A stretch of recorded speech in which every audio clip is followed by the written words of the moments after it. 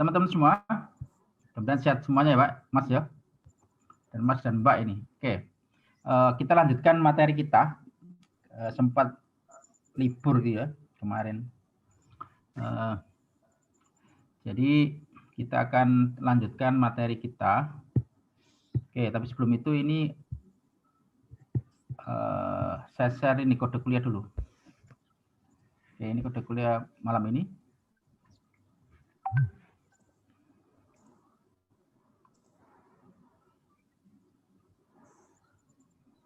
Oke.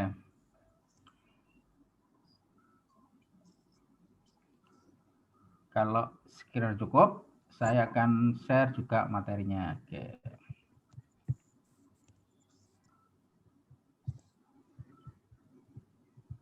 Nah, teman-teman semua, kemarin kita sudah, saya sengaja memotong kuliah itu sampai pada posisi interpretasi ya. Kemarin kita sudah membahas kaitan dengan regresi logistik. Kita sudah mendefinisikan itu apa regresi logistik, kemudian bagaimana cara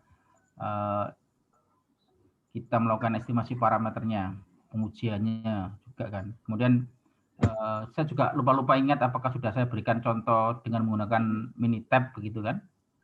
Sudah ya? Sudah saya berikan contoh? Sudah Pak. Oke, sudah Pak. satu kali. Nah, tinggal interpretasinya ya kan? Tinggal interpretasinya dan nanti kita akan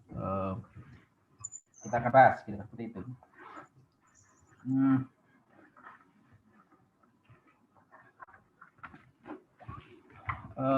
Coba saya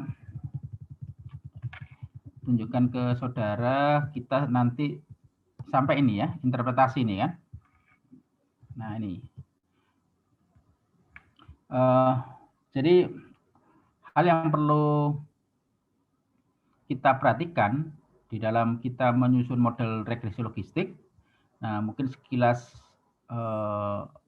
kita mengulang sebentar bahwa regresi logistik digunakan untuk memodelkan untuk mencari hubungan antara prediktor dan variabel respon, di mana ketika responnya itu skala punggung adalah kategori, ya kan, kategori bukan kontinu. Nah, adapun tahapan penyusunan model regresi logistik pertama adalah menyusun model hubungannya antara variabel prediktor dan variabel respon. Kemudian kita akan mendefinisikan dari koefisien model atau dari variabel bebasnya atau prediktornya. Nah, dalam hal ini kita interpretasikanlah tahap kedua. Nah, tahap pertama kita tahu dalam proses penyusunan model regresi logistik itu kan menentukan link fungsinya, ya hubungan antara prediktor dengan responnya. Kita mungkin tidak bisa langsung memodelkan ya, artinya menyusun ya model regresinya sebelum kita transformasi responnya. Ya, transformasi responnya kita dengan menggunakan logit gitu kan, seperti ini. Ada GX. Mohon izin Pak, ya? Ini bilangnya Pak, sepertinya belum sharing itu. Ya. Saya sudah. Oke, saya stop dulu ininya. Oke, terima kasih infonya. Nah, ini kira-kira saya sudah nampak? Sudah nampak teman-teman semuanya? Nampak Pak. Sudah ya? Nah ini, jadi silakan saudara lihat slide ke-24 dari materi sudah saya share ke Anda gitu kan. Ya, jadi tadi sudah saya jelaskan yang di bagian awal ini. Jadi tahapan kita menyusun regresi logistik salah satunya adalah menyusun model tadi itu hubungan. Nah sebenarnya kita bisa melakukan identifikasi juga ya. Apakah nanti layak nggak kita lakukan pemodelan dengan regresi logistik. Nah kemarin mungkin saya coba ingat salah satunya adalah kita dengan menggunakan cross tabulasi, artinya tabulasi silang ya. Kemudian kita uji hubungan antara respon dengan prediktor, di mana kedua variabel ini sifatnya kategorik, sehingga kita menggunakan pengujian apakah ada dependensi antar baris dan kolom kan begitu, atau dengan menggunakan tabulasi silang. Nanti akan kita berikan contoh di ini ya, ada contoh kasus begitu ya. bagaimana cara identifikasinya nanti. Oke. Terus sebagaimana kita tahu bahwa dalam hal menyusun regresi logistik itu kita harus melakukan transformasi ya. Jadi kita tidak bisa langsung respon yang sifatnya kategorik itu langsung kita modelkan terhadap prediktor ya. Kenapa? Karena responnya kan sifatnya kategorik, harus kita transformasi ya, atau kita namakan sebagai link function-nya ya. Menentukan link function-nya. Dalamnya adalah dengan menggunakan logit ya. Logit. Di dalam P ini dikatakan Px dibagi dengan 1 min Px. Ini dikatakan sebagai logit gitu kan. Nah, kita tahu kalau misalkan ini hanya satu prediktor, katakan satu begini, nanti kan bisa juga multiple ya, beta 1, beta 2, X2, beta 3, X3 dan seterusnya. Jadi tergantung banyaknya prediktor begitu. Maka setiap koefisien beta 1, beta 2 dan seterusnya, kalau misalkan ini hanya satu prediktor, maka dikatakan sebagai beta 1. Nah, koefisien beta 1 merupakan slope sebagaimana pada regresi klasik ya, atau non logistik begitu yang sudah Anda pelajari, ini dikatakan sebagai slope atau kemiringan. Ya. Di dalam regresi logistik ini dikatakan sebagai perubahan logit yang berhubungan dengan adanya perubahan satu satuan terhadap variabel independen atau variabel variabel prediktor lah, kira-kira seperti itu. Nah, kita bisa tuliskan seperti ini. Jadi ada logit ya. Ada perbedaan itu beta 1 tidak adalah perbedaan dua logit seperti ini. Ini karena perbandingan ya kan, maka dituliskan seperti ini. Nah, kalau variabel independennya atau prediktornya itu dikotomus atau kategorik, nah dengan kategori misalkan kategori X sama dengan 1 dan X sama dengan 0 begitu ya, karena ada 2 misalkan kata 2, maka kita bisa susun seperti ini, logit ya, X1 kemudian G logit 0. Nah, kalau kita tuliskan, kalau ini kita masukkan ke dalam sebuah model seperti ini, maka hasilnya seperti ini, beta 0 ditambah beta 1 min beta 0 ya kan. 0 ini karena beta 1-nya itu sama dengan 0 ya, sama dengan beta 0. Maka tidak lain adalah beta 1. Oleh karena itu, ketika kita akan melakukan interpretasi, sebenarnya yang kita lihat adalah perubahan logit, tidaklah adalah beta 1 itu sendiri. Oke. Nanti bagaimana cara kita melakukan interpretasinya? Ini sebagai dasar teorinya. Nah, misalkan seperti ini. Jadi perbandingan dua odd ya, namanya odd ratio begitu ya. Nah, kalau misalkan ini adalah variabel independen atau variabel prediktor X begitu, di mana mempunyai kategori 2 ya, X1 kemudian X sama dengan 0. Nah, sementara responnya ya, karena dia biner, maka Y sama dengan 1, Y sama dengan 0. Kalau ini misalkan kita masukkan ke dalam model, ini adalah model logistiknya, kita masukkan, maka P ini nilainya 1, kemudian X-nya itu juga sama dengan 1, ya kan? Maka seperti ini polanya, 1 plus E pangkat beta 0 ditambah beta 1. X sama dengan 1 kan. Ini untuk ketika X sama dengan 1, respon juga sama dengan 1. Artinya ini sukses kan seperti itu. Nah, kemudian ketika Y1 hanya perlu Y1 dan kategori untuk prediktornya itu 0, maka didapatkan seperti ini. Oke, jadi P0 sama dengan I beta 0 dibagi dengan 1 per E pangkat beta 0. Sementara kalau Y sama dengan 0, artinya itu gagal, seperti itu, Y sama dengan 0, maka kita tuliskan sebagai selisihnya ya, 1 min P1. Tidak lain adalah seper ya, 1 plus E beta 0 ditambah beta 1. Kemudian untuk Y0, ya kan, gagal, kemudian X sama dengan 0, hasilnya seperti ini. Nah, jumlah dari setiap kolom ini jumlahnya adalah 1. Nah, sekarang kita akan susun sebuah odd ratio, perbandingan antara sukses dan gagal, gitu kan. Tidak lain adalah perkalian antara ini, ya kan, diagonal ini dikalikan ini, atau mungkin kita bisa tunjukkan kalau P1 karena ini sukses, ya kan, 1 min P1 dibagi dengan P0 1 min P0. Ini kalau Anda perhatikan ya, ini dibagi ini ya kan.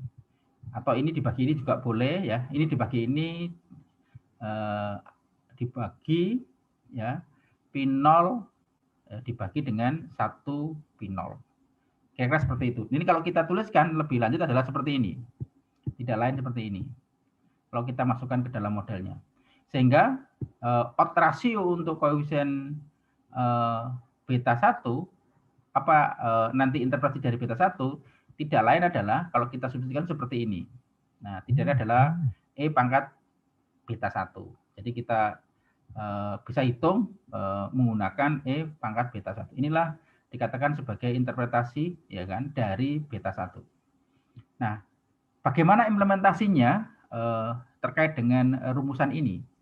Jadi OR itu adalah odd ratio ya, perbandingan sukses gagal begitu, merupakan ukuran asosiasi hubungan, yaitu asosiasi atau hubungan, yaitu menyatakan seberapa besar mungkin, tidak mungkin, ya. Jadi seberapa besar mungkin atau tidak mungkin lebih banyak pada variabel respon antara X1 daripada X0. Artinya kita itu sebenarnya seberapa besar kejadian itu akan terjadi ketika kita akan memperbandingkan antara dua kategori prediktor yang berbeda, ya kan, X1 dengan X0. Artinya apa? Kita ingin tahu seberapa mungkin kejadian itu akan terjadi ketika kita memperbandingkan dua kategori respon yang berbeda, dua kategori prediktor yang berbeda. Misalkan seperti ini, contoh misalkan. Ya, ini contoh yang paling gampang cara kita menginterpretasikan. Misalkan Z itu menyatakan terkena atau tidak terkena penyakit kanker. Kemudian X itu menyatakan seorang perokok atau tidak perokok.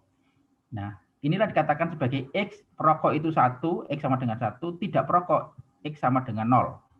Nah, sementara Z ya, Z sama dengan 1 itu terkena, Z sama dengan 0 itu tidak terkena. Nah, jika odd ratio itu sama dengan 2, itu apa artinya? Artinya ketika kita hitung E pangkat beta 1 itu sama 2, itu artinya apa? Berarti penderita kanker, ya, jadi yang orang yang terkena kanker itu 2 kali akan mungkin terjadi, ya, di antara seorang perokok daripada tidak perokok. Dengan bahasa yang paling gampang adalah seorang perokok itu akan terkena kanker 2 kali akan terkena ya, orang perokok 2 kali terkena daripada orang yang tidak merokok.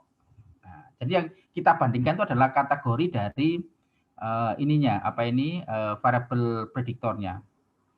Nah, sekali lagi saya sampaikan bahwa kalau misalkan sebuah hubungan antara respon dengan prediktor yang dinyatakan dengan odd ratio dan odd rasionya itu misalkan ada 2 nilainya. Nah, sebenarnya apa yang kita bisa interpretasikan?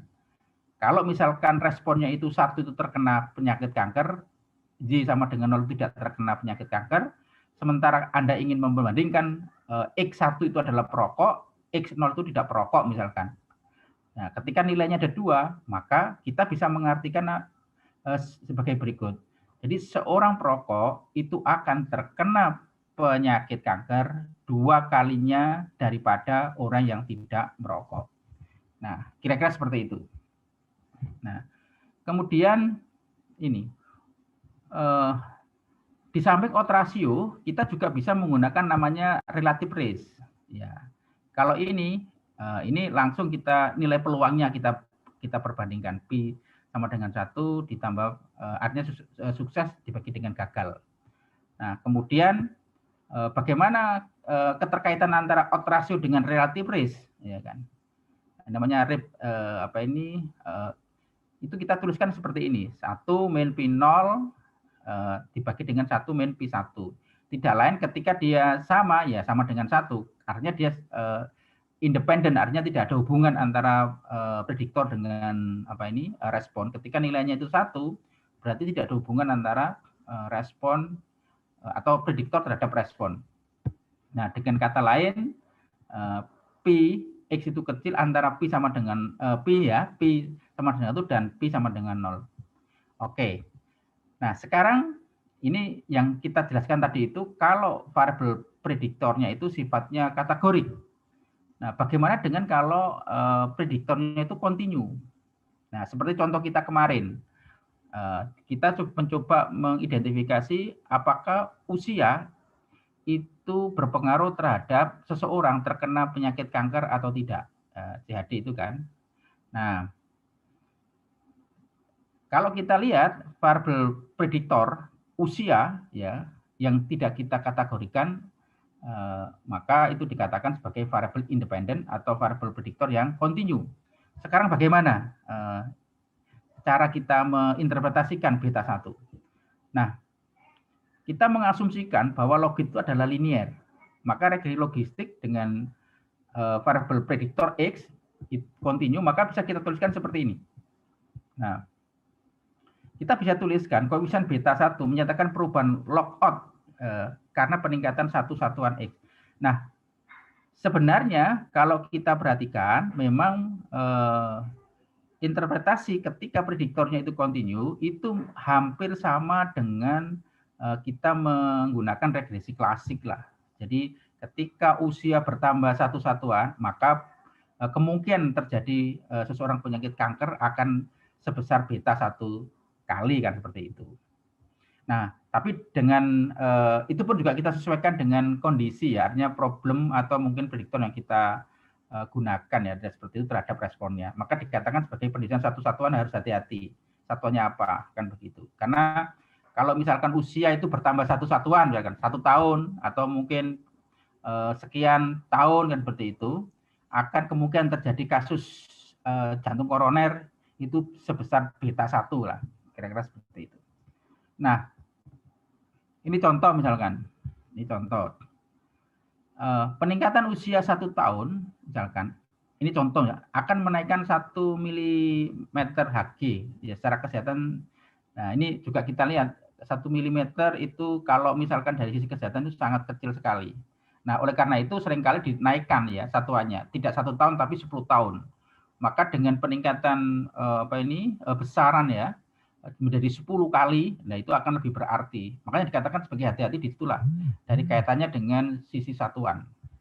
Nah, kira-kira seperti itu. Nah, sehingga diperlukan pendesain suatu nilai X yang sesuai dengan istilahnya sebuah konstanta di sini ya. Ya, sehingga logout untuk perubahan C unit pada X dibutuhkan perbedaan logit seperti ini. Nah, di situ juga ada yang namanya odds ratio ya kan. Kemudian kita juga ada yang namanya nanti di akhir itu ada namanya confidence intervalnya. Nah, ini beberapa contoh aja ya, kita bisa menentukan odds ratio-nya. Oke, ini yang saya katakan sebagai confidence intervalnya.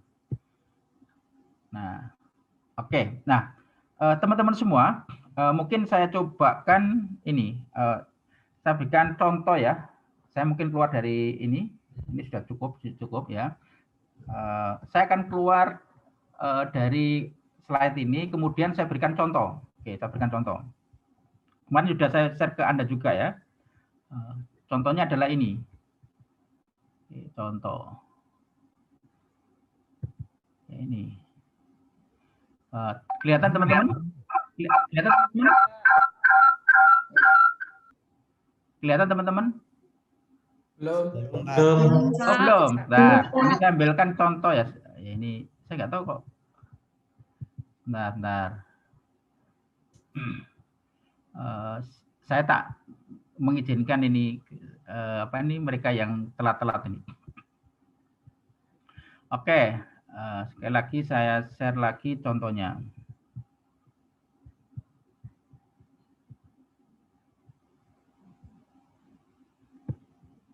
Oke, saya berikan contoh ini.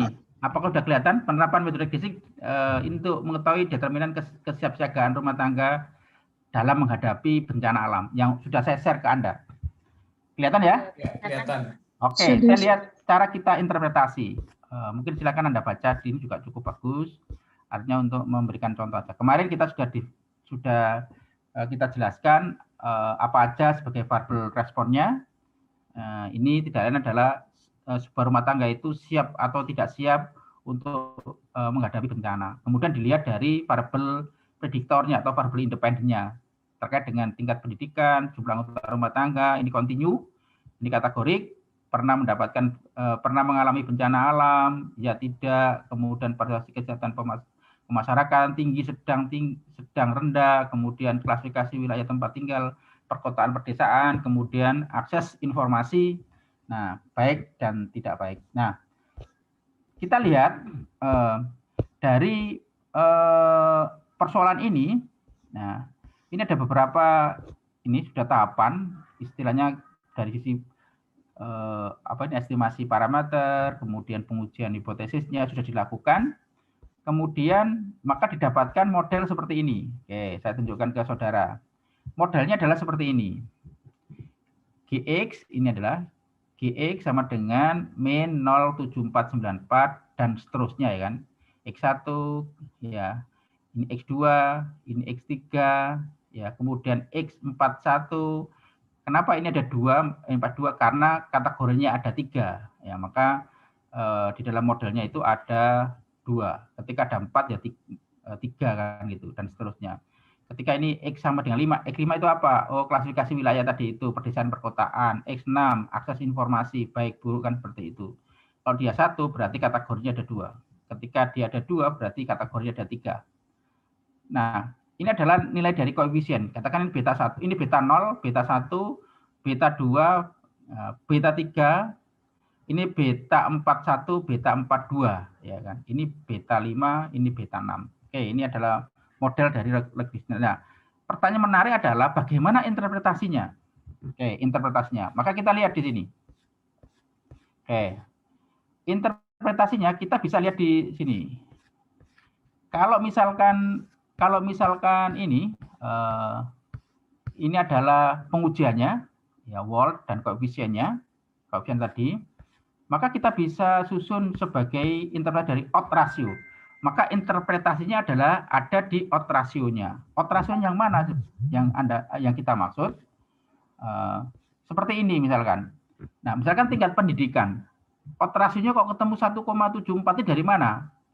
Ini berarti dari E pangkat beta. Tingkat pendidikan dari sini adalah apa? Tingkat pendidikan. Mohon maaf, saya nggak hafal. Tingkat pendidikan di sini adalah X1. X1 ketemu 0,554. Jadi odds rasionya sama dengan E pangkat 0,554. Ya, itu adalah odds rasionya. Bagaimana interpretasinya ini? Kita lihat odds rasionya. Nah, kalau kita pangkatkan E pangkat 0,554, maka diperoleh ini. Jadi 1,740. Bagaimana cara kita menginterpretasikan? Jadi masing-masing ini adalah E pangkat masing-masing koefisien tadi itu. Nah, terus bagaimana cara kita interpretasikannya? Jadi seperti ini, rumah tangga dengan tingkat pendidikan, kepala rumah tangga tinggi, jadi 1 ya, maka 1,74 kali lebih siap. Nah, lebih siap daripada dalam menjaga bencana dibandingkan rumah tangga tingkat pendidikan kepala rumah tangga yang rendah. Nah, demikian juga yang ini, pernah mengalami bencana alam. Jadi rumah tangga yang pernah mengalami bencana alam memiliki kecenderungan ya untuk siap, kecenderungan siap 1,56 kali dibandingkan dengan yang belum pernah mengalami bencana alam. Kemudian kegiatan kemasyarakatan 2. Jadi rumah tangga yang selalu berpartisipasi dalam mengikuti kegiatan masyarakat 1,545 kali lebih siap dibanding rumah tangga yang tidak pernah kadang-kadang. Jadi dibandingkan, ada referensinya. Nah, kira-kira seperti itu. Demikian juga untuk akses informasi. Nah, kalau Anda lihat di sini, ini yang signifikan aja yang diinterpretasikan, ya kan? Sementara yang nggak signifikan nggak diinterpretasikan. Oke, kita lihat di sini, teman-teman semua. Dari kasus ini, Anda lihat yang signifikan mana aja di sini dari hasil ini. Ini terkait dengan software, Anda bisa menggunakan SPSS dengan Minitab, silakan. Hasilnya akan sama aja nanti. Nah, seperti ini. Jadi tingkat pendidikan ini signifikan, ya kan? Karena 0,00. Kemudian pernah mengalami bencana pun juga signifikan. Ya. Kalau misalnya ini 0,448. Kemudian kegiatan partisipasi kegiatan kemasyarakatan ini juga signifikan. Nah, yang ini nggak signifikan. Oke. Kemudian partisipasi kegiatan masyarakat. Ya. Ini signifikan. Oke. Kemudian klasifikasi juga signifikan. Akses informasi yang signifikan. Nah, jadi yang signifikanlah kita lakukan interpretasi. Jadi kira-kira seperti itu. Oke, sampai sini ada persoalan. Teman-teman semua, Anda akan lebih semacam lebih paham kalau saudara kemarin sudah saya minta untuk menyiapkan data. Apakah sudah menyiapkan data? Sudah, Pak. Oke, Mbak siapa ini? Prof. Tiwi, Pak. Oke, Mbak Tiwi, Anda saya beri kesempatan untuk sharing sambil nanti kita kerjakan sama-sama. Oke, Mbak Pratiwi mungkin bisa sharing dari datanya. Silakan. Oke, nanti kita sama-sama untuk kita diskusikan. Pertanyaan menarik adalah, apakah prediktornya yang Anda gunakan dalam kasus itu juga lebih dari satu?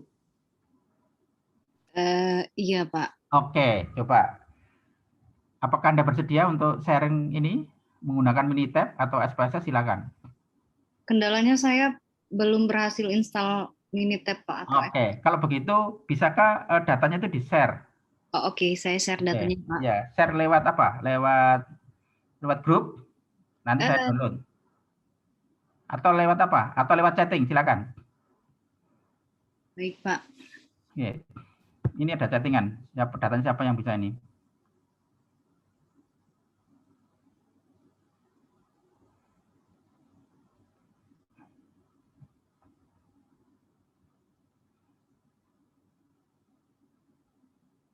Oke, silakan di-share dulu, nanti kita diskusikan. Saya share di grup WhatsApp ya, Pak. Oke, silakan, saya tunggu. Mungkin teman yang lain silakan juga mungkin menyiapkan data juga. Malam ini saya ingin mengajak Anda diskusi problem, ya kan? Jadi saya kira sudah cukup lah nanti. Kemarin kan ini sudah kita jelaskan, tapi hanya satu prediktor. Sekarang bagaimana kalau datanya cukup banyak begitu? Ya, silakan. Sudah, Mbak? Sudah, Pak. Progress loading, Pak. Oke. Ya, lagi upload, Pak. Yes. Kebetulan data yang saya upload adalah data pengerjaan skripsi adik saya sendiri sih, Pak. Bagus dong. Ini ya, pengaruh lag ini ya. Iya, Pak, pengaruh lack of motivation. Jadi dia mengkategorikan, memvariabelkan kualitatif menjadi kuantitatif seperti itu. Oh gitu. Maksudnya dinomorin yang poin 1, 2, 3 seperti yang dikatakan oleh Bapak itu, Pak. Sebentar. Saya kira data sudah di Excel, Mbak. Ternyata belum ya. Di lampiran paling terakhirnya ada berupa tabel sih, Pak. Ini namanya saya harus mengolah data dulu ini ya. Nggak apa-apa udah.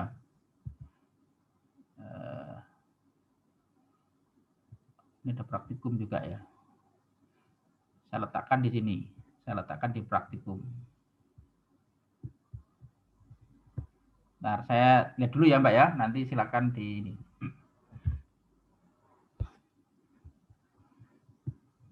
PN ya.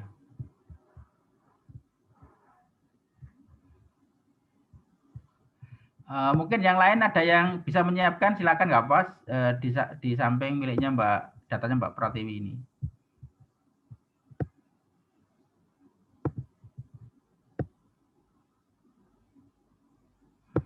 Di halaman berapa Mbak? 97 terakhir Syati Jane.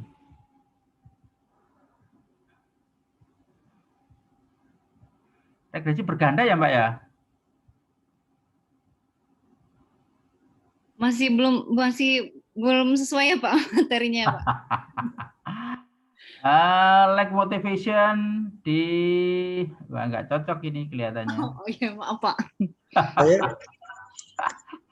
Saya ada ini Pak.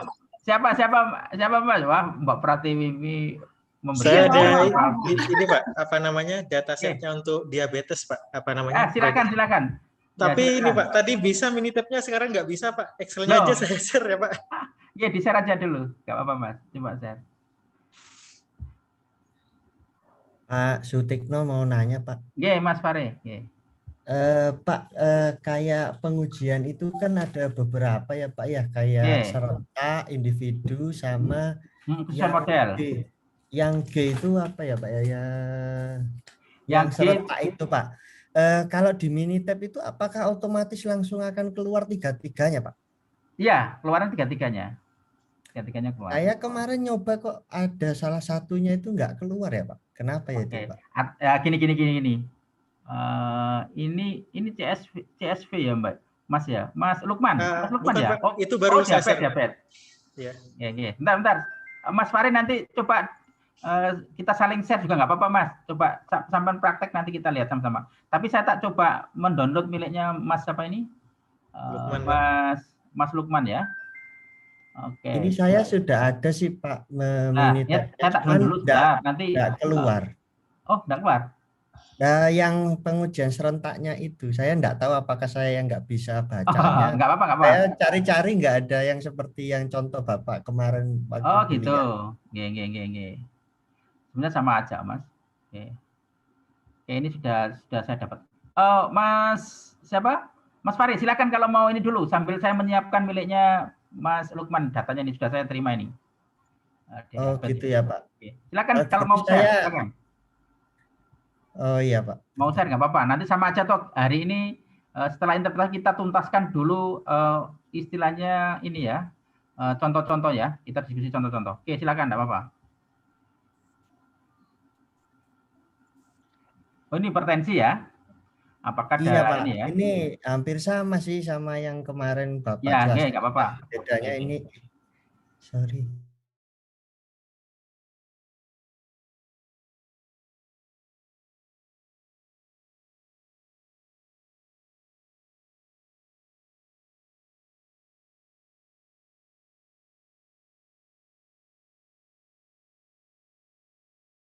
Kesesuaian model Pak.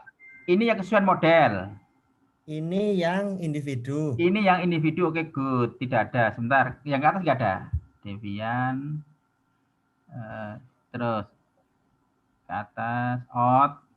Kemudian ini. Sebentar.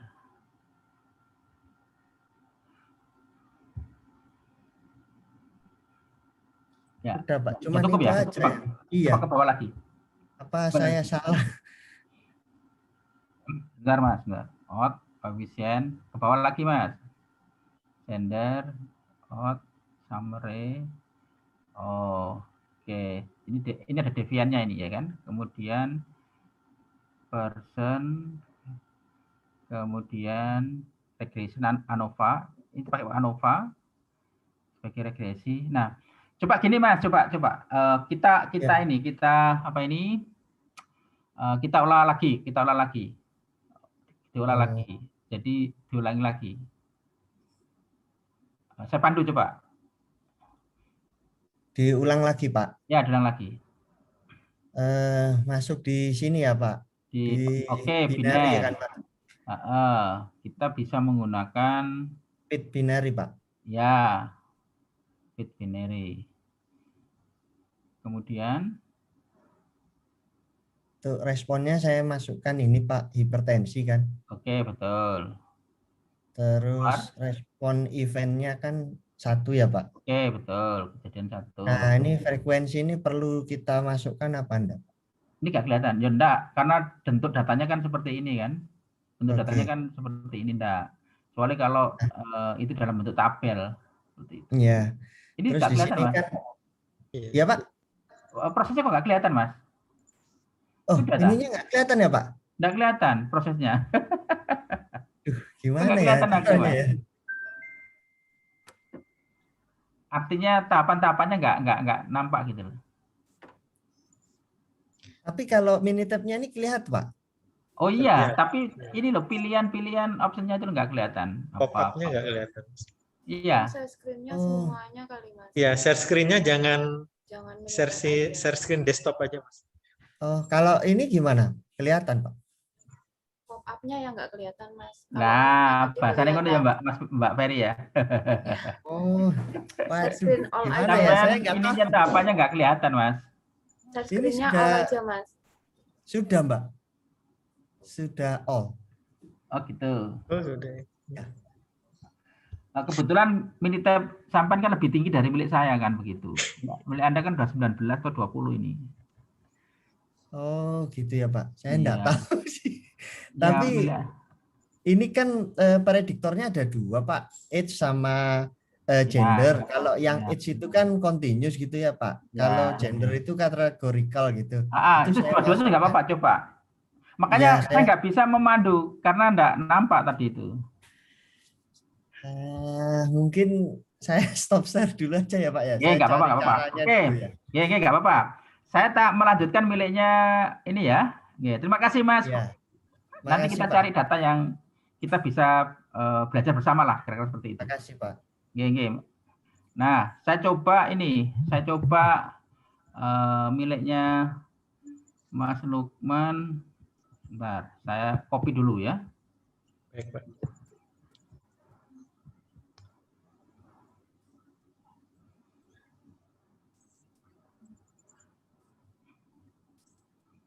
Oh, banyak sekali datanya ya miliknya Mas Lukman. Kurang pas ya, Pak? Enggak apa-apa, udah bagus ini datanya. Kelihatannya ini, nah nanti kita bahas satu-satu biar kita juga memahami lah.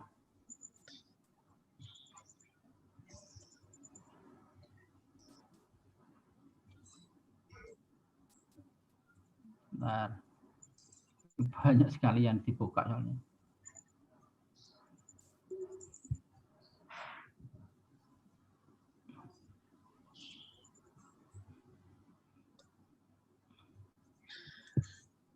Kemarin saya ambil yang kolom GHI saja sih, Pak. Iya, nggak apa. Oke, saya share dulu ya, biar juga kelihatan.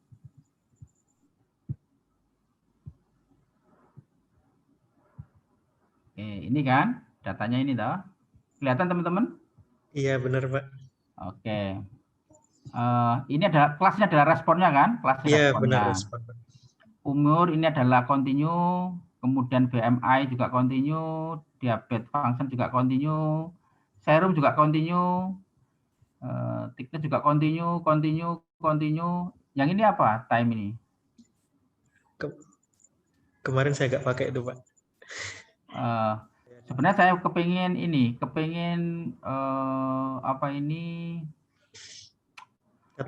kategorik ya. Jadi contoh misalkan BMI itu normal tidak normal, jadi tidak angka seperti ini.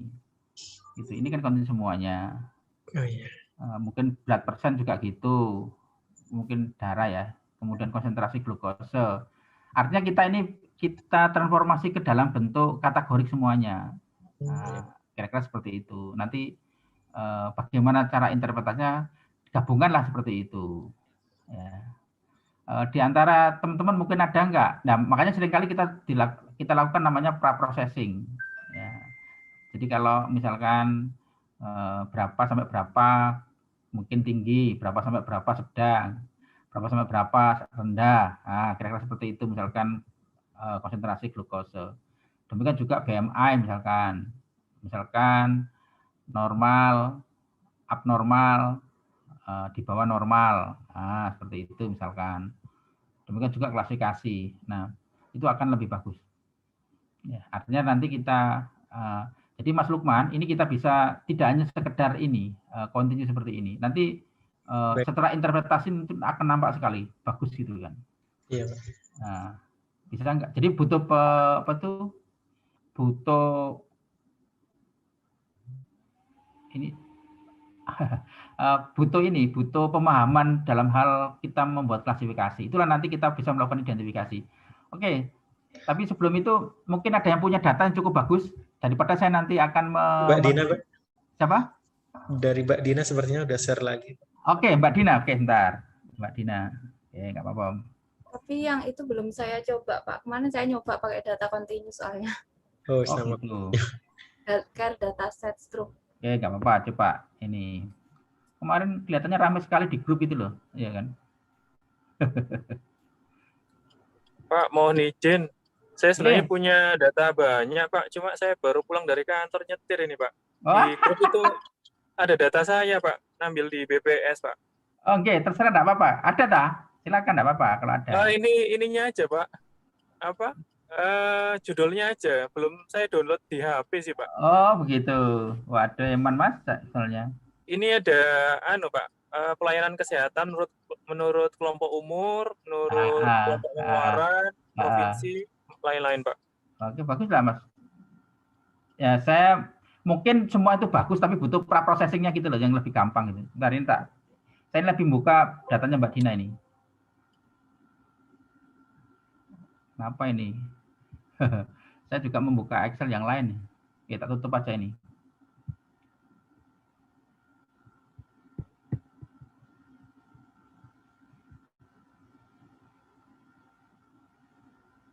Nah, ini ya, loh. Ini ya Mbak ya? Belum terlihat sih Pak, masih proses kayaknya.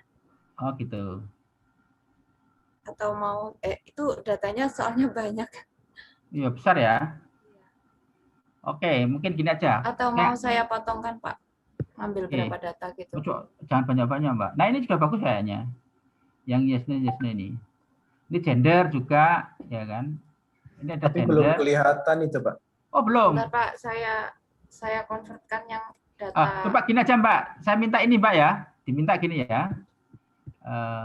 Jadi ini cukup bagus. BMI-nya ini ya mungkin nggak usah ya, karena ada not available-nya ada nggak usah ya. Oh iya. Emang tapi dibuatkan kode ya, umur nggak usah misalkan, gender male 1, female berapa gitu, 01 gitu loh Mbak. Oh di ini ya di coding lagi ya Pak ya? Iya, dibuat seperti itu. Kemudian privat juga gitu. Privat tuh artinya kan ada dalam bentuk ini Mbak, dalam bentuk numerik lah seperti itu. Oke. Kalau rural urban ini sudah cocok kayaknya, udah bagus ini. Oh ya Pak, oke Pak. Nah, ini glukosa juga enggak. Mungkin yang ambil yang kategori-kategori aja dulu Mbak. Kemudian status merokok juga gitu. Ini kan ada berapa ini? Mungkin nggak usah banyak-banyak, dipotong aja nanti. Apapun hasilnya begitu loh ya. Iya Pak. Ini berarti yang tidak, yang datanya ada yang kosong gitu ya Pak, yang ada nggak usah, itu nggak perlu ya? Iya, BMI nggak cocok, nggak usah. Kemudian glukosa ini juga kita nggak ngerti. Nggak perlu ya Pak? Nggak. Sementara nggak perlu dulu. Nanti kalau, tapi nggak apa-apa nanti dimasukkan juga nggak apa-apa. Sebagai biar nanti kalau misalkan teman-teman semua menghadapi data seperti ini bagaimana kan? Nggak apa-apa semuanya aja. Yang BMI aja nggak usah, karena ada yang ini kan, ano gitu kan nggak usah kan? Atau yang NA. Cuman ini dinumerikan gitu ya Pak, maksudnya dari kategorikal dijadiin 1, 0 atau 1, 2, 3 gitu. Misalkan private ini 1, self apa ini, artinya dikodekan ini. Ya. Oke Pak. Saya ngambil data 30 nggak apa-apa ya Pak ya? Mungkin kalau bisa 50 lah. Ya. Oh 50, oke. Biar ini. Atau mungkin 100, jangan terlalu kecil karena banyak prediktornya ini. 100 ya Pak, oke. Iya, 100 saja nggak apa-apa. Oke, silakan Mbak, silakan. Saya minta tolong ya. Ya Pak. Ya, oke. Pak, izin bertanya. Kalau silakan sambil diskusi, sambil nyiapkan data. Oke.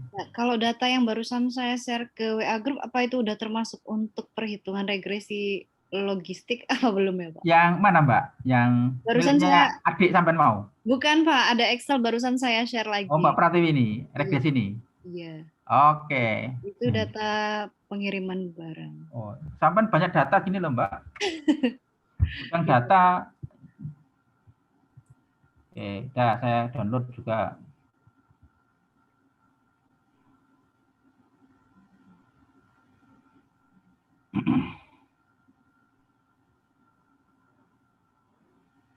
Ya, sedang proses ya. Ini datanya ini kan. Regresi ya.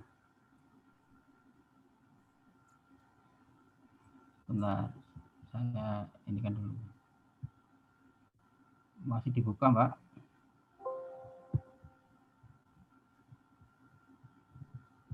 Oh, nggak bisa buka ya.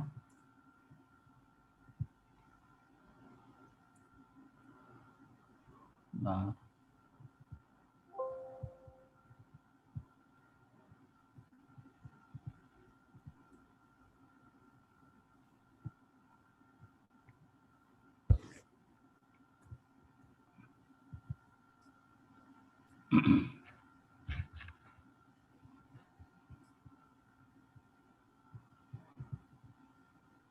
Oh, ini ya.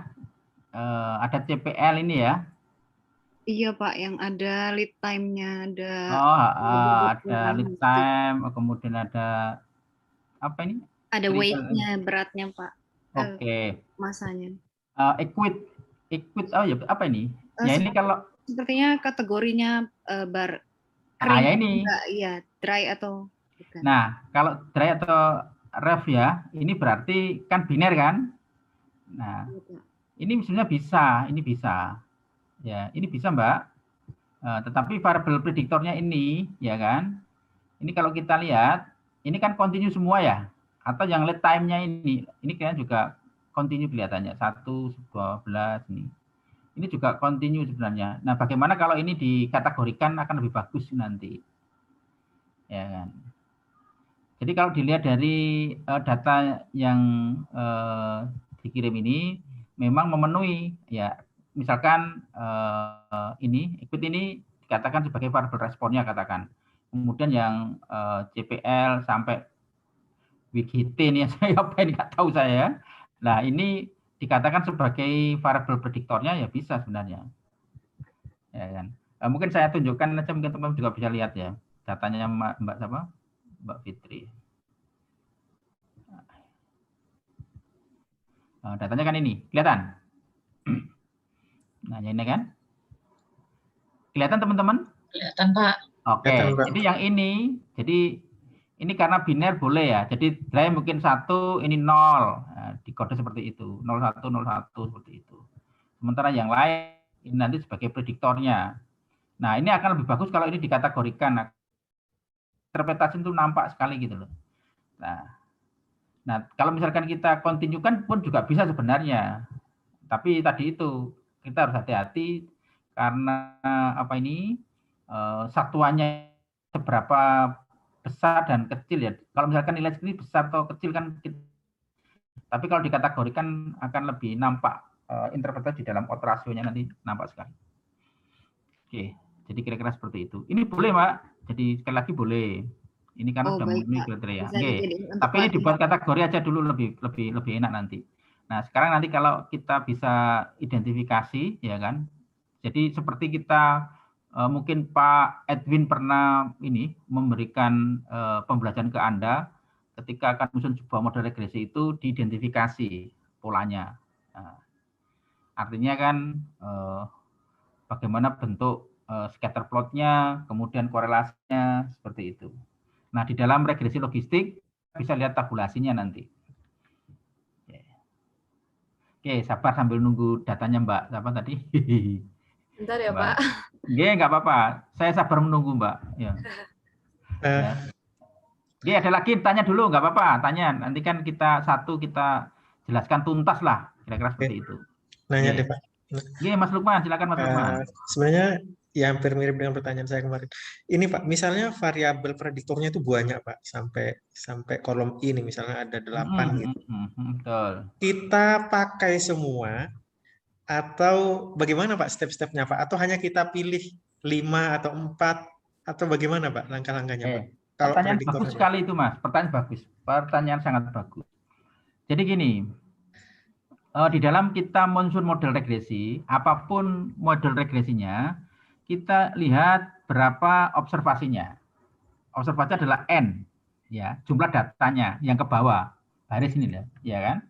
Berarti observasinya kan. Kalau di sini kok ID, berapa jumlah ID-nya. Jangan sampai jumlah observasi sampelnya ini itu lebih kecil daripada prediktornya. Kalau sampaikan tadi prediktornya itu lebih jangan sampai lebih banyak daripada observasinya. Jadi N harus lebih besar daripada P. Itu pertama kuncinya.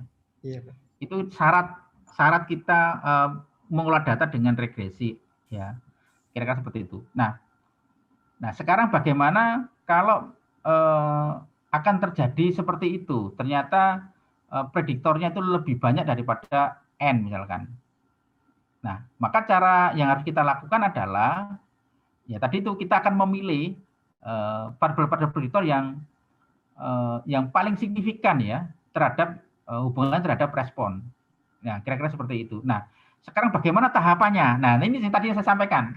Sebenarnya saya ingin nanti step by step akan menjelaskan ke saudara. Artinya tahapan untuk memilih prediktor itu seperti apa kan begitu. Sehingga kita nanti akan mendapatkan model yang optimal, cukup bagus. Nah, saya mestinya di dalam proses regresi yang sudah diterangkan oleh Pak Erwin itu sudah ada namanya pemilihan model terbaik ya. Artinya kan dengan regresi berganda, kemudian saudara akan mencoba menyusun model dengan berbagai macam kemungkinan gitu, sehingga itu modelnya terbaik kan begitu. Itu mestinya dibahas di regresi berganda pada waktu pembelajaran regresi yang sudah disampaikan oleh Pak Erwin. Makanya di materi berikutnya kan saya nggak singgung sama sekali kan, karena dianggap sudah. Tapi nggak apa-apa nanti itu bisa kita ulangi lagi ketika kita menggunakan regresi logistik ya, seperti apa kan begitu. Jadi seperti itu Mas Lukman, kita harus identifikasi satu-satu nanti. Jadi kalau misalkan ada 9 ya satu-satu kita cek. 1 terhadap respon, 2 terhadap respon, 3 terhadap respon. Nah, ada menunya ya Pak di Minitab ya Pak? Iya, ada nanti. Ya? Nah, saya tunjukkan nanti. Maka saya tunjukkan. Saya ingin menunjukkan ke Anda nanti. Nah, di dalam Minitab itu sendiri sebenarnya ada namanya pemilihan model terbaiknya ya di dalam ini. Minitab itu sudah ada sebenarnya. Model terbaiknya dengan menggunakan salah satunya adalah stepwise ya. Ada base subset juga kan begitu. Oke. Jadi sudah tersedia pemilihan model terbaiknya. Oke. Jadi seperti itu Mas. Sebenarnya data-data seperti ini pun juga kita bisa olah ya. Jadi Eman ini. Ini sebenarnya kan datanya sudah tersedia di ini kan. Sudah digunakan untuk untuk kepentingan analis-analis ini. Sebenarnya saya ini tahap awal saya kepingin mengajari Anda itu dengan kondisi data yang paling gampang lah, biar nanti tidak bingung dulu. Nah, yang gampang kemudian naik pelan-pelan gitu. Sebenarnya saya nggak punya data yang cukup bagus ya. Artinya makanya saya minta teman-teman semua untuk menyiapkan data itu, harapannya juga bisa memahami bahwa data itu tidak langsung bisa kita olah ya, harus kita processing dulu. Ya tadi itu kita coding, kita misalkan kita kategorikan, misalkan seperti ini. Nah, demikian yang umur juga gitu, misalkan umur kita juga kategorikan, lead time juga gitu, ya kan? Nah, jadi nanti itu akan gampang dan mudah untuk diinterpretasikan kan begitu. Itu dulu aja nanti. Nah, kalau misalkan Anda tidak ingin mengkategorikan, sebenarnya bisa aja nanti. Tapi masalahnya di dalam proses regresi pun tidak sekedar kita bisa mengeluarkan koefisiennya, tapi juga bagaimana prosesnya harus paham kan gitu. Oke, kira-kira itu Mas Lukman jawaban saya. Terima kasih Pak. Sambil nunggu Bentar, Pak, satu lagi Pak. Hah? Sudah? Satu fil lagi Pak, bentar. Oh gitu, ya, nggak apa-apa Mbak. Nah, coba saya tunjukkan gini aja ya. Mungkin mohon izin, ini saya stop dulu sambil nunggu ini. Di mana? Di Minitab mungkin kalau begitu kelihatannya sampai itu belum tuntas ininya. Apa ini? Regresinya, belajar regresinya. Iya. Ini kalau kita lihat teman-teman semua, mungkin perlu saya tunjukkan ke saudara di Minitab ya. Coba gini. Ya, nggak apa-apa ya, nanti sambil ini ya. Coba saya sharekan aja ke Anda di Minitab. Nah, Minitab ini, coba kelihatan saya lihat Minitab, ini Minitab yang biasa saya tunjukkan ke saudara. Nah, kelihatan Pak. Saya belajar regresi, kan di sini kan regresi ya, ya ini. Regression ya di sini. Ini ada stepwise, kemudian ada ya kan. Ini dikatakan sebagai pemilihan model terbaiknya di sinilah. Ya kan. Jadi kita bisa memilih gitu kan. Contoh misalkan, saya lihatkan ke Anda, misalkan contoh aja sambil menunggu datanya Mbak ini. Misalkan saya kepingin melihat open project. Saya tunjukkan ke saudara.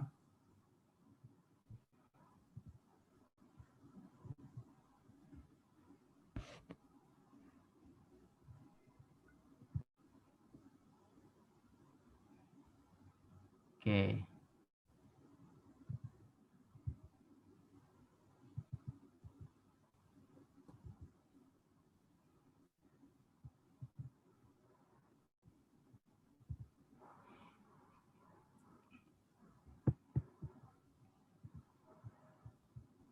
Nah ini contoh seperti ini misalkan. Saya tunjukkan ke saudara. Ini regresi regresi yang bukan logistik ya, yang mungkin diajarkan oleh Pak Edwin ya. Jadi seperti ini berganda. Ini responnya kan kontinu. Jadi regresi klasik ya, artinya bukan logistik kan. Sambil nunggu Mbak tadi ya, saya jelaskan dulu. Nah seperti ini loh, ya kan.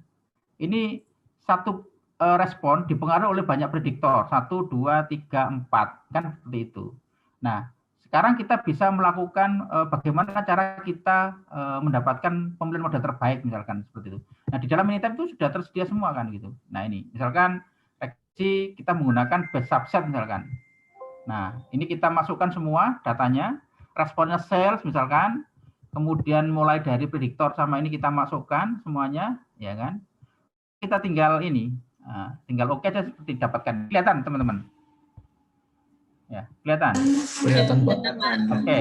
Nah, kita bisa istilahnya mencoba-coba, artinya bisa trial gitu kan, dengan berbagai macam prediktor.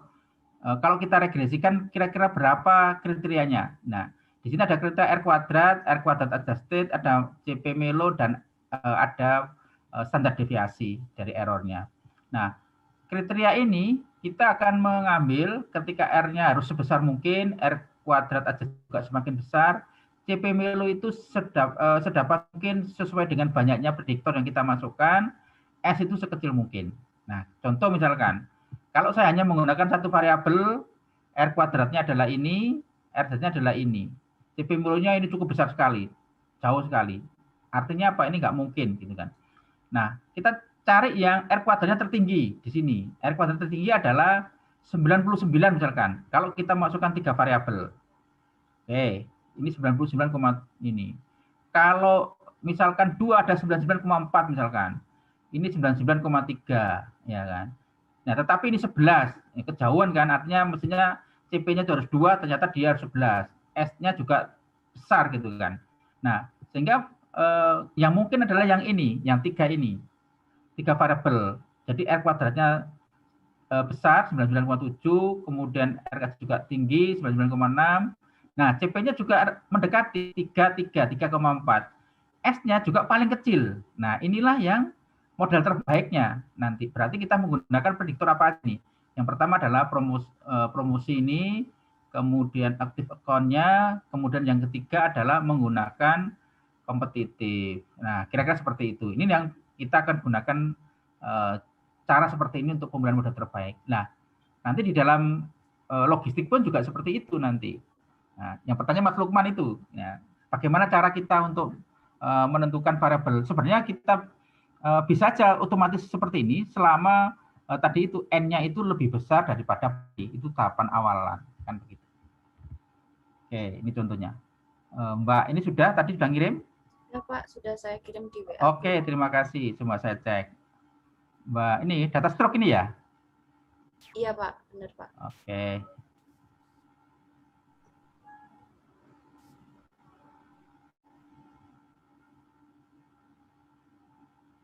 Data stroke.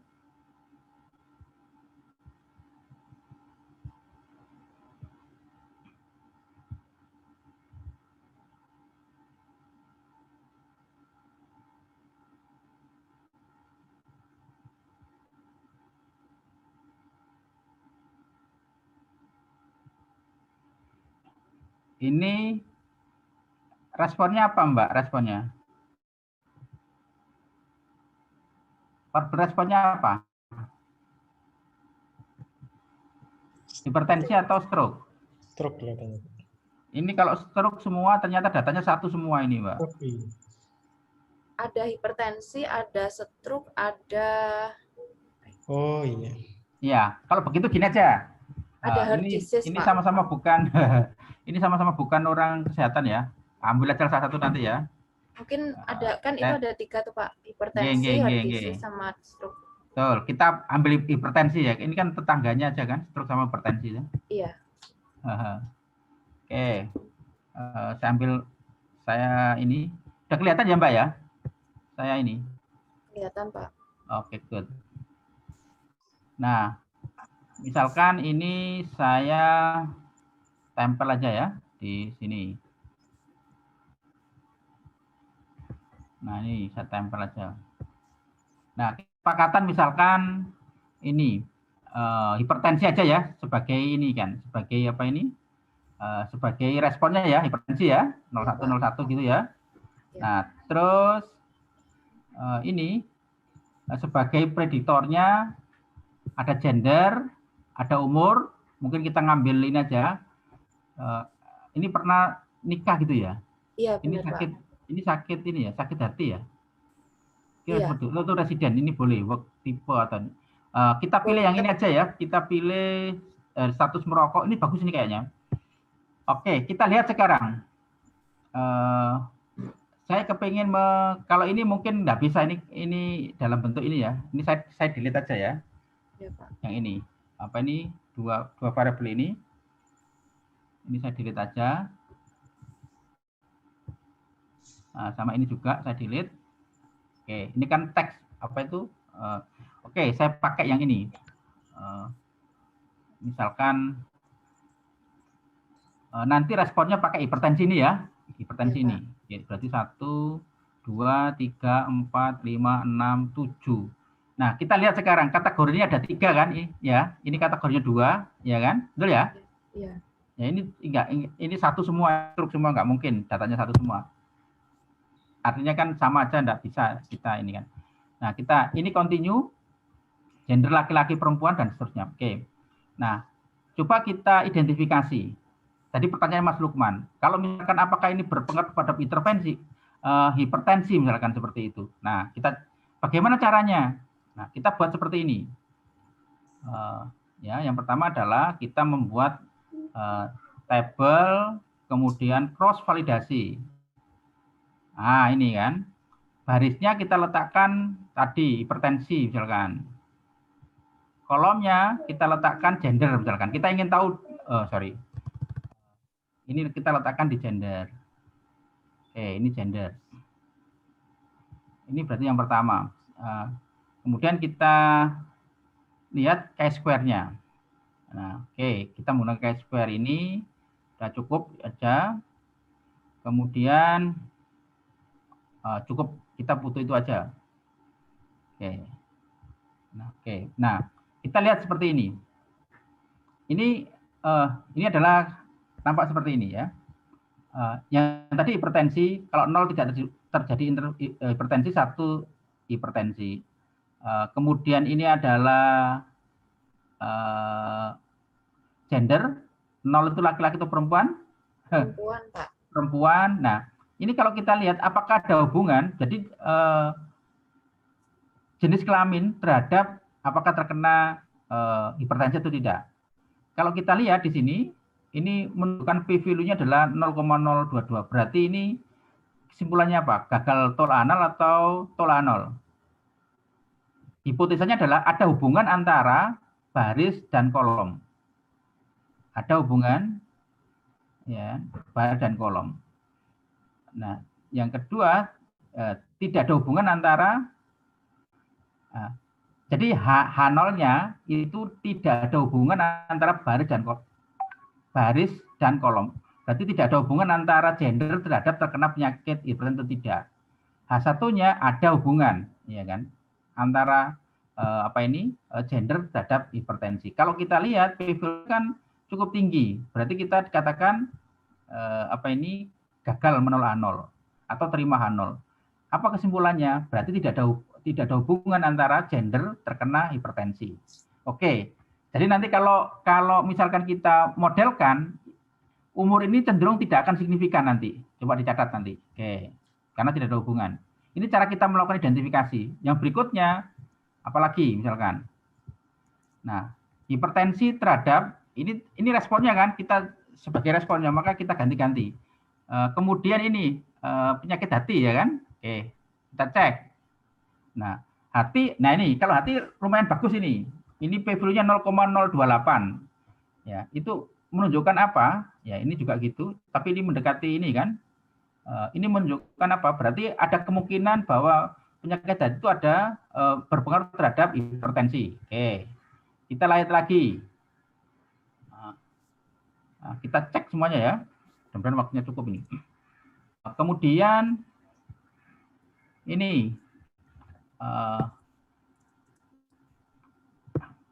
apa ini? Coba nanti dibantu ya Mbak saya. Ini ada merit ini. Apa ever merit ini?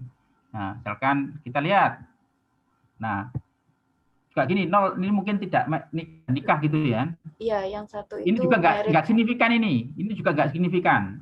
Ini nggak signifikan. Berarti jadi orang menikah itu tidak ada hubungannya dengan nanti terkena di hipertensi atau tidak, kan begitu. Oke, menikah dan tidak. Kemudian lagi kita cek lagi tipe bekerjanya ya. Iya, Pak. Nah, tipe bekerja itu apa, Mbak? Di sini sih ada private, ada self-employee. Oke. Sama government job. Oke, nggak apa-apa. Berarti tempat kerja ya. Tapi 01 ya, Mbak ya. Oh, ini kebalik nih. Oh, betul. Oh, ini 1, 2, 3 ini kan? 1, 2, 3 ya, Pak. Oke, ini ada hubungan ini kelihatannya. Jadi ada hubungan jenis pekerjaan terhadap terkena hipertensi enggak, ya kan? Ya, jangan sampai nanti PNS itu lebih cenderung terkena hipertensi, jangan sampai. Kira-kira seperti itulah ya kan? Oke. Nah, terus lagi kita cek satu ya. Sorry, ini salah. Kita cek lagi. Ini kolom sama row-nya dibolak-balik, apakah boleh, Pak? Oh, boleh, enggak apa-apa. Akan merubah ininya. Iya kan. Kemudian ini pedesaan perkotaan. Ya, nah, ini juga nggak signifikan. Ya, nggak signifikan toh. 611 ini gede sekali. Baru enggak masalah, Mas. Kemudian terakhir tinggal 1. Nah, setelah itu mari kita ini kan regresikan logistik nanti. Ini diganti perokok ya, juga perokok. Oke, kita lihat perokok. Nah, perokok tapi 0,7 ya, 0,7. Ya, 0,7 ini yang mungkin signifikansinya besar ya. Kalau kita menggunakan 10% dia signifikan. Oke, sekarang kita buat ininya, regresi logistiknya. Oke, kita cek. Ya. Nah, kita masukkan hipertensi di sini. Kemudian kita masukkan gender, umur, kemudian ini, kemudian ini. Saya masukkan semua. Nah, faktornya apa aja? Faktornya ini kelihatannya semuanya ini. Artinya yang sifatnya kategorik, ya kan? Sifatnya kategorik. Saya copy. Oh, nggak bisa. Oh, gini aja biar gampang. Ini saya masukkan gender. Kemudian ini yang faktornya ya. Artinya yang prediktor yang kategorik. Ya, prediktor yang kategorik ini. Oke, option sudah, logit sudah, saya kira cukup. Bisa nggak sama sekali? Oke. Nah, hasilnya seperti ini.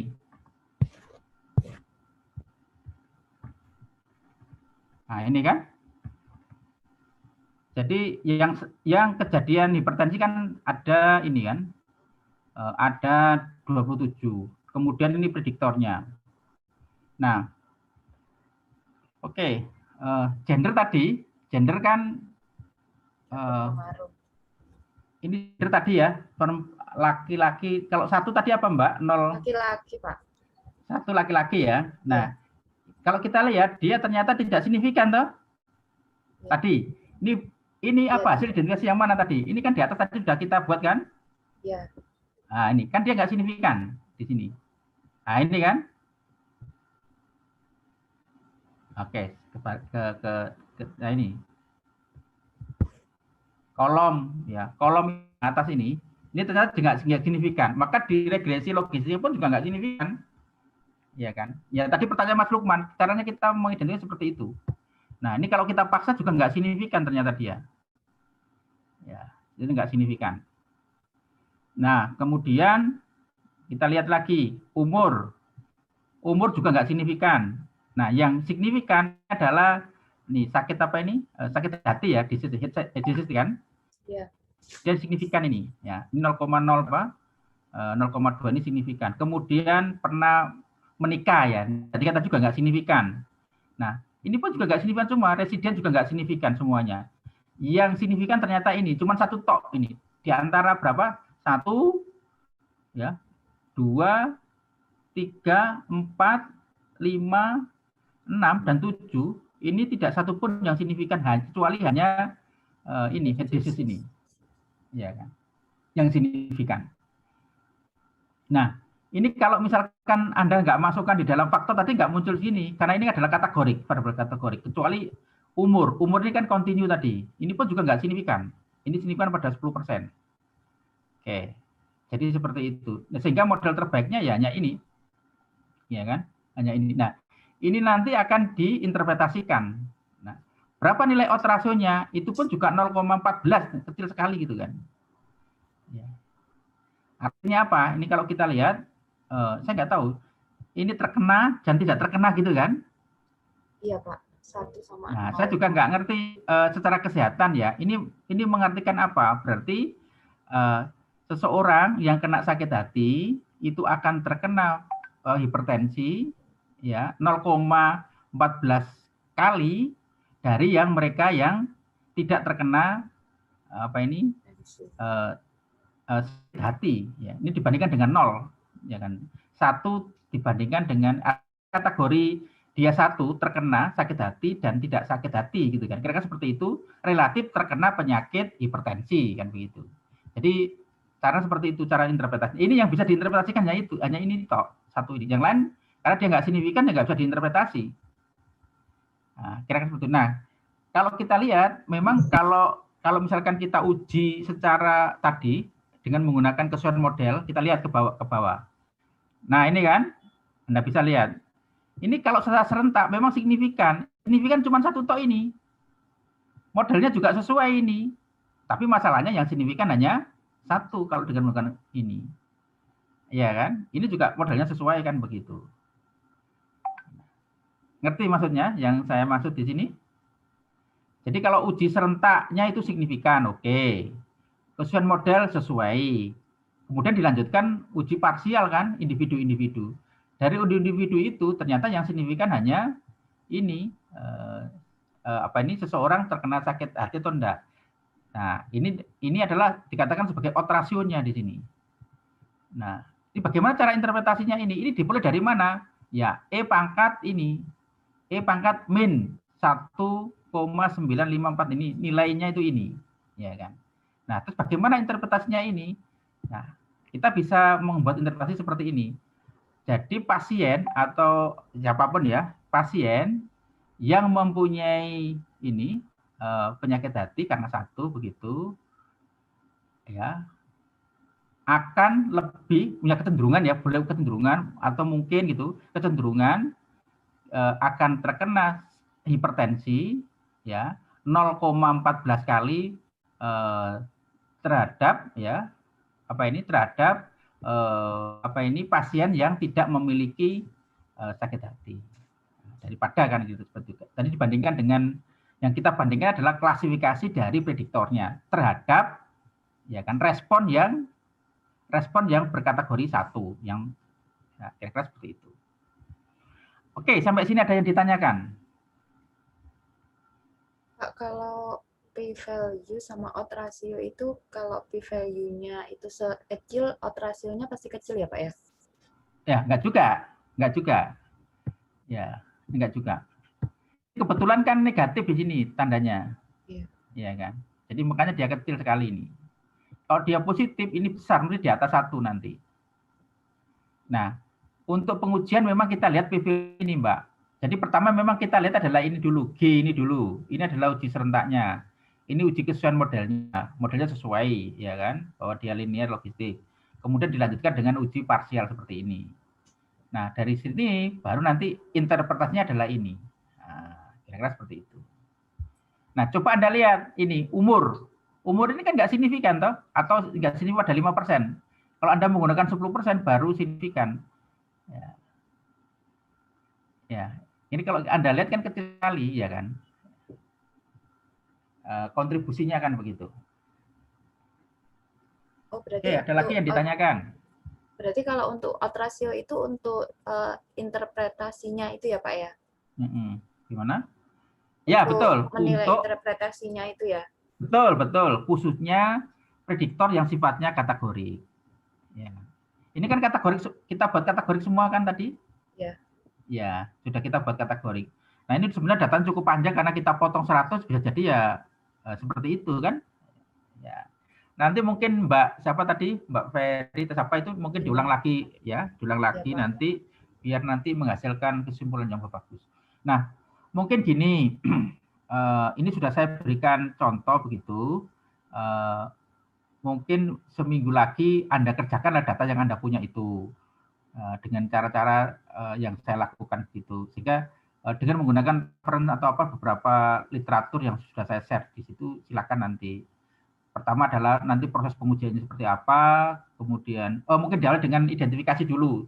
Nah, tadi kan sudah saya berikan contoh untuk identifikasi begitu kan, dengan menggunakan cross tabulasi misalkan. Anda misalkan kalau yang mahir lebih familiar dengan SPSS silakan, tidak apa-apa, hasilnya akan sama nanti. Dengan Minitab pun juga silakan kan, tidak apa-apa. Tapi yang jelas dengan menggunakan Excel itu tidak bisa ini. Kalau Excel sudah nggak bisa ya kan, pakai R bisa, silakan kalau mau, ya kan, seperti itu. Nah, kira-kira seperti itu. Ini contoh. Mohon izin bertanya, Pak. Oke, silakan Mas Aswin. Ini saya, Pak. Oh iya. Oh ya, silakan. Nah, silakan.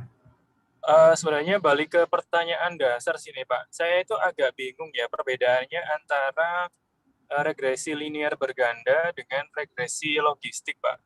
Soalnya kebetulan skripsi saya dulu kan pakai regresi berganda ya.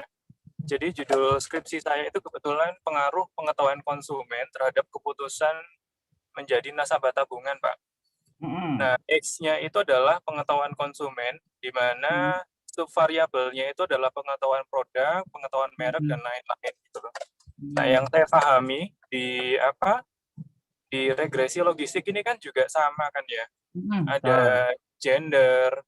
Itu kenapa nggak dimasukkan ke subvariabel aja ya, Pak ya? Saya agak bingung. Kan agak sama ya.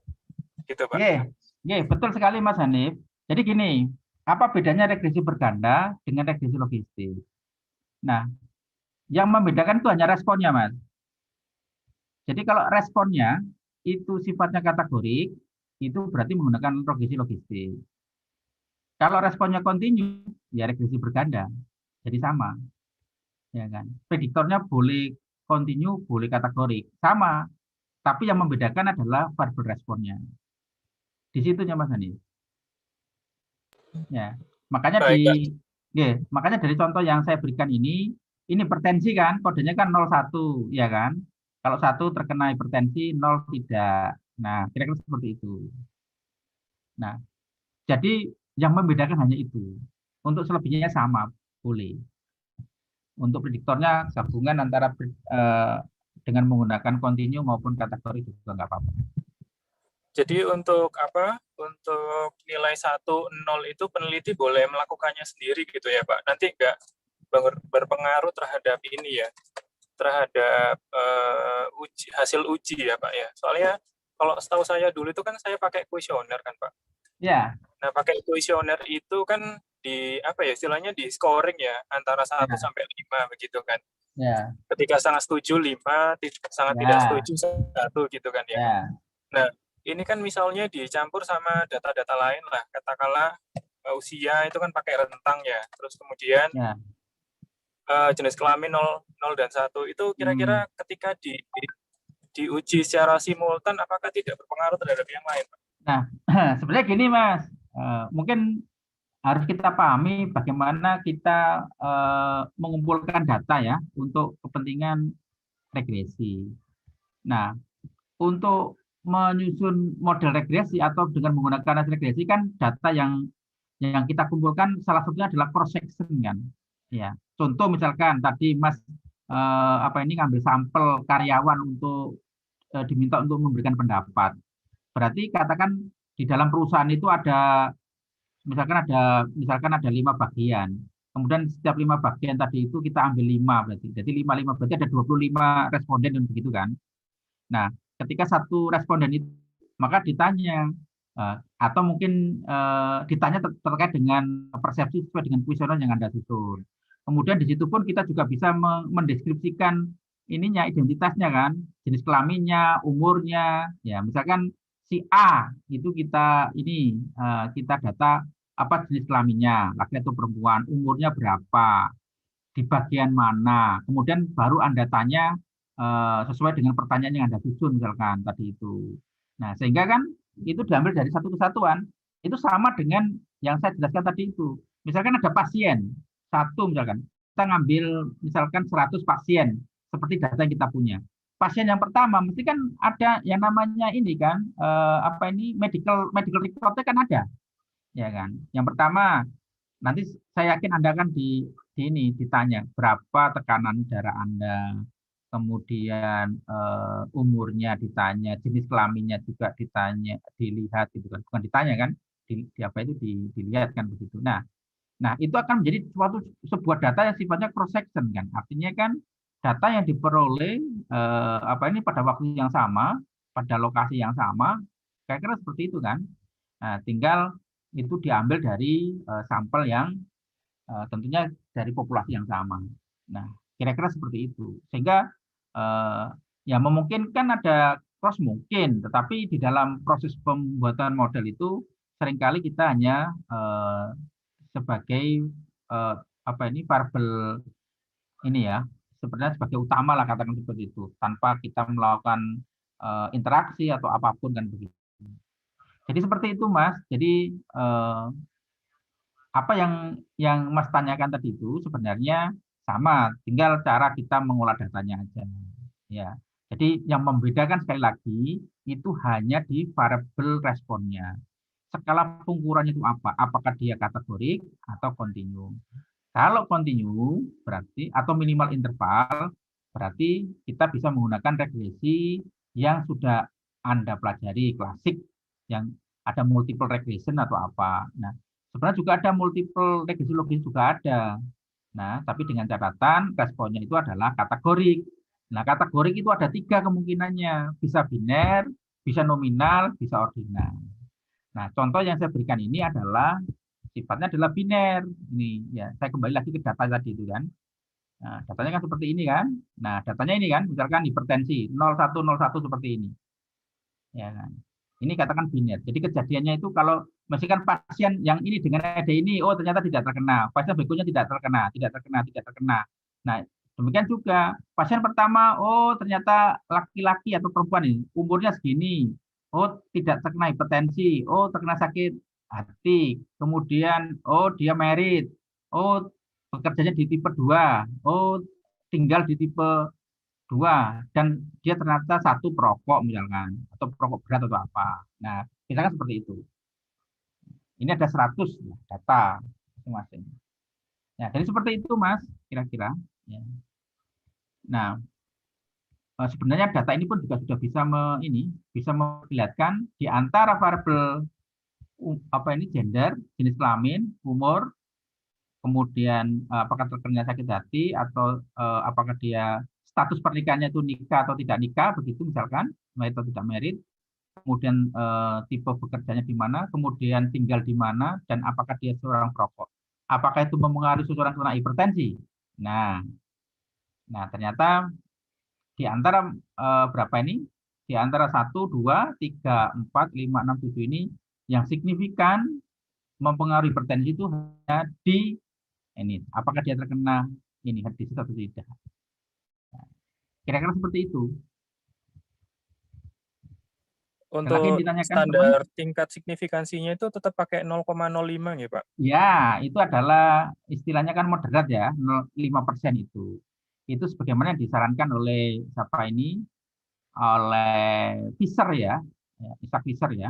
Nah, ini karena kasus kesehatan semakin kecil semakin bagus, ya kan? Artinya tingkat kesalahan semakin kecil semakin bagus. Ini karena kesehatan. Tapi kita pakai moderat lah, 5% itu sebagai patokan kan begitu.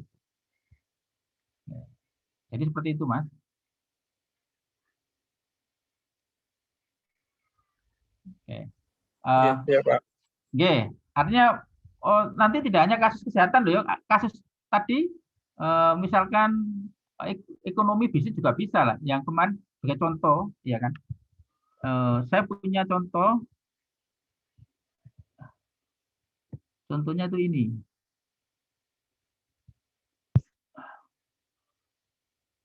Nah ini contohnya ini. Kelihatan Mas? Kelihatan? Belum? Pak.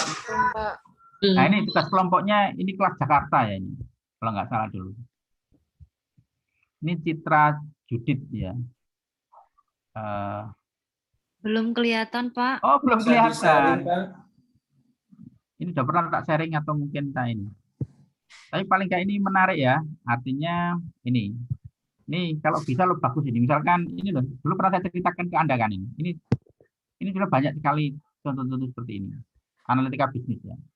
Nah, ini kalau kita lihat ini contohnya. Nah, ini data ini loh. Kelihatan ya? Kelihatan? Kelihatan, Pak. Oke, good. Jadi ini variabel responnya, apakah customer itu repeat order enggak? Yang kedua, customer baru atau memang customer yang belum pernah melakukan pembiayaan mobil lah sebelumnya. Yang pertama itu dia ngambil lagi customer itu karena sudah pernah. Nah, jadi kategori dua customer ini itu apakah dipengaruhi oleh, nah ini adalah prediktornya atau variabel independennya. Apakah dipengaruhi jenis kelaminnya, apakah umur saat pengajuan, pendidikan, pekerjaan, kategori penghasilan, status nikah, tanggungan, dan seterusnya ini. Sampai ada berapa ini? Ada 17. Nah, kenapa ini kok banyak sekali? Ya, memungkinkan. Ya, karena datanya cukup besar, ya, sehingga memungkinkan untuk kita ini. Tapi kalau datanya cuma 20 dan sementara ini ada berapa? Atau mungkin cuma 17, ya nggak mungkin bisa dikerjakan ini, ya kan? Ini kategorinya seperti ini. Ya, ini kira-kira. Ini menurut saya luar biasa ini. Ini sudah mendekati, sudah digunakan untuk tugas akhir. Bahkan untuk tesis juga bisa ini, ya kan? Kalau nanti ditambahi manajemennya sudah jadi ini, ya kan? Kira seperti itu. Nah, ini tahap-tahapannya. Ini sudah dibuatkan seperti ini sama dia. Nah, hasilnya seperti apa? Hasilnya seperti ini. Ah, ini. Oke. Ini kalau kita lihat, ya kan? Ini kalau kita lihat, ini kalau misalkan kategorinya ini ada yang sebenarnya ada yang keliru ya, ada yang keliru. Ini ada yang keliru. Mestinya karena ini beberapa kategori, ya ini kemarin sudah saya ini kan, maka kategorinya itu dimasukkan ke sini juga, sehingga nanti sehingga kita bisa ngitung outrationya. Jadi yang kategori dimasukkan sini. Nah, nanti mohon kalau Anda mengerjakan seperti itu. Ini kalau seperti ini berarti dianggap kontinu semua prediktornya. Padahal ini hampir semua kecuali umur itu adalah kategori, maka dituliskan di sini. Maka sebenarnya ini yang kurang pas lah, makanya kurang pas ya. Hasilnya seperti ini kurang pas. Nah, ini kalau kita lihat, ini beberapa signifikan ya, ini signifikan ya, kira seperti itu. Ini kalau kita lihat uji serentaknya juga signifikan, kemudian kesesuaian modelnya pun juga signifikan. Nah, ini tinggal per masing-masing. Nah, kita bisa melakukan interpretasi di outrationya ini nanti. Ini kebetulan ini keliru ya, hasilnya. Ini sebenarnya bagus juga datanya ya, kan? Tapi salah gitu ya. Kebetulan salah. Oke. Ini yang salah ya. Oh, ini betul, ini baru betul ini logistik ini. Ini kan pendidikan 1 sampai 9. Ini kalau dia kategori. Pekerjaannya juga gitu. Ini baru betul kemarin logistiknya. Oke. Oke, ada yang ditanyakan? Ini modelnya ya. Pak, tanya Pak. Oke, silakan Mas. Pak, jadi yang masuk di kolom tadi itu Pak, yang di mini tab-nya itu cuman yang kategorik saja Pak. Yang continue, kalau misalkan ada prediktor yang continue enggak perlu dimasukkan. Enggak usah dimasukkan. Ya, di sini aja. Ini kan ada faktor gitu kan? Ya. Faktor itu berarti kategorik itu. Jadi berarti model sama faktor sama ya Pak? Dalam yang diisikan di model itu pasti sama dengan yang diisikan di faktor. Iya, sama. Di faktor ini ya sama persis selama prediktornya itu kategorik ya letakkan di sini. Jadi misalkan di sini misalkan ada berapa, ada 9 prediktor misalkan. Dari 9 itu 5 yang kategorik misalkan. Ya 5 letakkan di sini nanti. Itu yang tapi kalau yang di model meskipun continue tetap dimasukkan ya Pak ya, yang di kolom model. Oh ya, kalau di model ya, karena model itu menunjukkan banyaknya prediktor ya.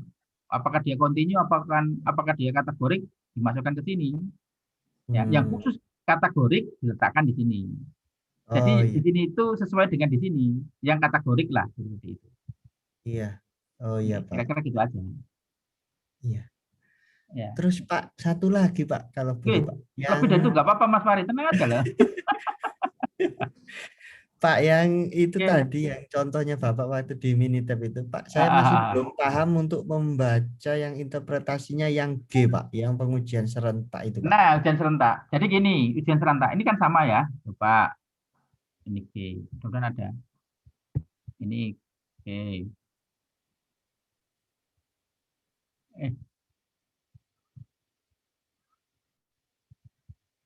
Ini G toh? Kelihatan Mas? Iya Pak. Ini G kan? Yang G, oh bukan ini. Bawa dulu. Belum kelihatan Bapak. Serinya mana Pak? Belum kelihatan ya? Ya nggak tahu ya. Filenya tadi bisa di-share nggak Pak? Yang itu Pak. Apanya? PDF barusan Pak. Oh, yang tadi itu. Oh, sudah tak kirim kan? Belum tak kirim ya? Nanti tak kirim lewat ini ya, grup ya. Iya Pak. Ya, lewat grup. Tak kirim sekarang aja. Yang miliknya Mbak, siapa tadi? Judit tadi ya. Iya. Maunya ini loh. Iya Pak. Oke, saya kirim aja dulu. Itu contoh.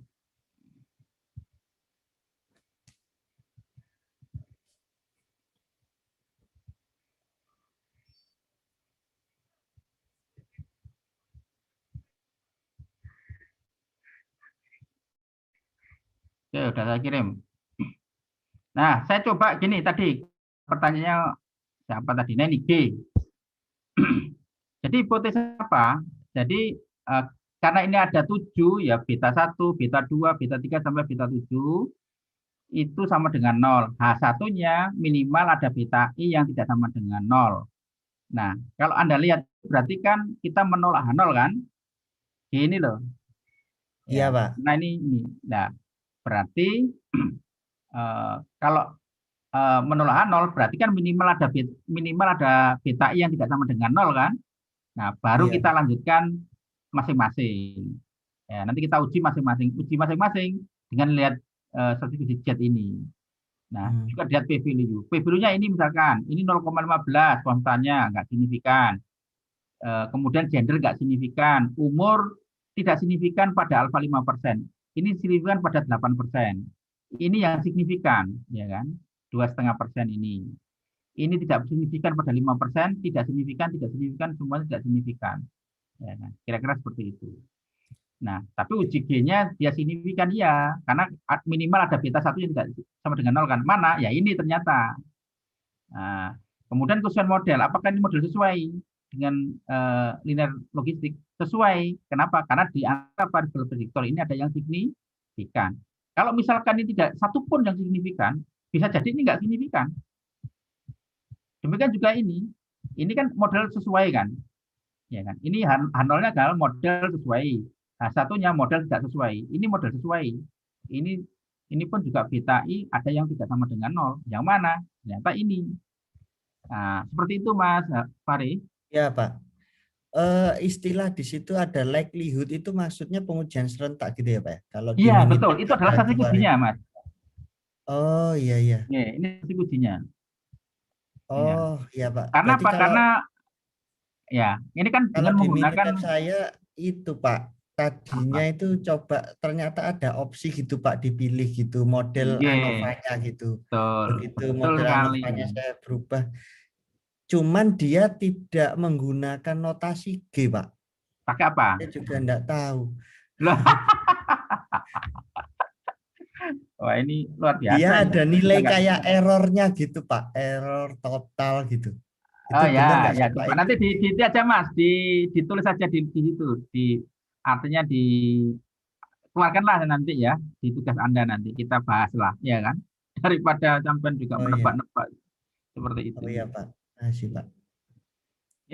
Banyak kok cara kita betul. Saya yakin cukup bagus ya dengan data-data sekarang ini di dunia bisnis ya kan itu banyak sekali gitu kan. Ini juga berlaku untuk semua kasus loh ya, semua kasus tidak hanya di bisnis, tidak hanya di kesehatan. Selama kita ingin mencoba ingin mengidentifikasi hubungan antara prediktor dengan respon, di mana responnya itu ada kategori. Nah, salah satu adalah regresi logistik. Kebetulan mungkin Anda di manajemen proyek atau di manajemen informasi misalkan dari departemen itu. Kasusnya ada di kasus apa ini yang ada di bidang saudara ya tentunya juga sama kan begitu. Kalau Anda ingin membuat model regresi logistik kan, ya itu dengan catatan respon tadi kategori. Ya, kira-kira itu teman-teman semua. Pak, boleh izin satu Pak tanya? Oke, silakan Mas, silakan. Pak, tanya sedikit yang ini Pak, yang prediktor itu Pak, di sini kan gendernya satu ya Pak ya? Berarti kan laki-laki. Berarti ini yang perempuan nggak masuk ya Pak? Atau memang kesampingkan ya Pak? Enggak gitu. Ini kan karena gini, karena kategorinya cuma 2, maka modelnya 1. Kalau kategorinya itu ada 3 seperti ini, work tipe, ini kan ada 3, ya kan? 1, 2, 3 kan? Ya. Iya Pak. Ya, maka yang kode 2 itu ini, kode 3 itu adalah ini. Ini kadang kategorik. Jadi masing-masing kategorik itu nanti modelkan. Terus yang 1 yang mana? Itu sebagai reference, sebagai pembanding. Jadi 2 dibandingkan dengan 1, 3 dibandingkan dengan 1. Nah, kalau yang ini, kenapa kok 1? Berarti yang kode 1 tadi misalkan laki-laki. Berarti 1 relatif terhadap 2. Ya, bagaimana nanti terhadap ini. Jadi kecenderungan ini, ya, kecenderungan 1 prediktor gender kode 1, ya, kecenderungan terhadap ini itu berapa kalinya terhadap gender dengan kategori 0 kan begitu. Nah, kira-kira seperti itu. Tapi kalau misalkan dia ada 3 kategori, maka modelnya ada 2 di sini. Ini sama ini. Nah, terus cara membacanya bagaimana nanti? Membacanya adalah ini dibandingkan dengan 1, 3 dibandingkan dengan 1 kan begitu. Nah, kemudian residen juga gitu. Ini kan 1, 2 juga. Berarti ini 2 terhadap 1 misalkan. Oke. Baik Pak, terima kasih. Oke, terus yang ini misalkan untuk status apa ini perokok misalkan 1, 2, 3. Nah, ini mungkin ada 1, mungkin 0 mungkin tidak merokok misalkan. Ya, ini 1 terhadap 0, 2 terhadap 0, 3 terhadap 0 kan begitu. Nah, ini outrasinya adalah ini. Nah, tapi kebetulan ini tidak signifikan.